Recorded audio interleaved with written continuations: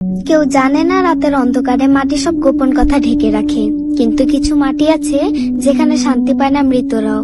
আমি হাফসা। সেদিন বিকেলে আমার নানু মারা গেলেন। আমরা সবাই শহর থেকে গাড়ি ভাড়া করে গ্রামে নানুর লাশ নিয়ে যাই।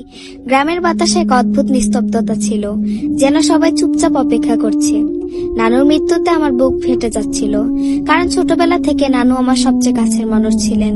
দাফনের সময় গ্রামের মসজিদে জনসমাগম হয়েছিল, সবাই কান্নায় ভেঙে পড়েছিল। আমরা মাটি চাপা দিলাম, দোয়া পড়লাম, আর ভেবেছিলাম এবার অন্তত নানু শান্তিতে থাকবেন। কিন্তু রাত নামার সাথে সাথে গ্রামের পরিবেশ অস্বাভাবিক হয়ে উঠল। আকস্মিক ভাবে কুকুরগুলো হাহাকার শুরু করলো, যেন কবরের দিকে তাকিয়ে ঘেউ ঘেউ করছে। বাতাস হঠাৎ ঠান্ডা হয়ে গেল, নারকেল গাছের পাতা অদ্ভুত শব্দে দুলতে লাগলো।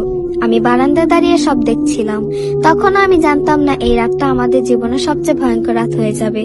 রাত বাড়তেই গ্রামের মানুষ ফিসফিস করতে লাগলো, কবরের মাটি নাকি অদ্ভুতভাবে নড়ে উঠছে। আমি শিউরে উঠলাম। আমার ছোট মামা বলল এমনটা নাকি কবর খোঁড়া হলে হয়, কোনো দুষ্ট লোক লাশ নিলে। আমরা সবাই আতঙ্কে ছিলাম, কিন্তু পরদিন সকালে গিয়ে দেখি নানুর কবর খোঁড়া, ভেতরে কোনো লাশ নেই।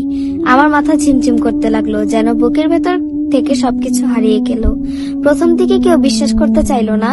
কেউ বলল হয়তো শেয়াল টেনে নিয়েছে, কেউ বলল গ্রামের কবরস্থানটা নাকি আগে থেকে অশরীরীদের দখলে। কিন্তু আমি জানতাম এটা কোনো সাধারণ ঘটনা নয়।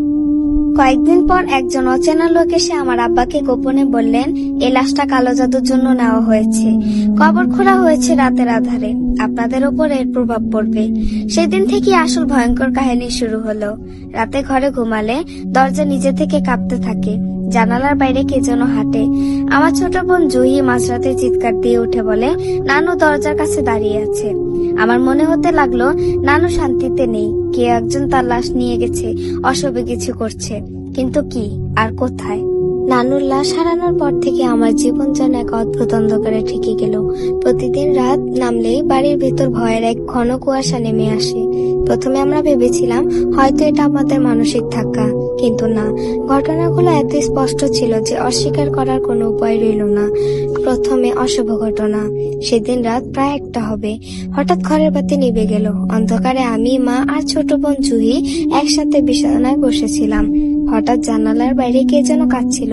হাফসা, দরজা খোলো, খুব ঠান্ডা লাগছে। শুনেই আমার বুক কেঁপে উঠল, কারণ সেই কণ্ঠটা একেবারেই নানুর মতো শোনাচ্ছিল। কিন্তু নানু তো মৃত।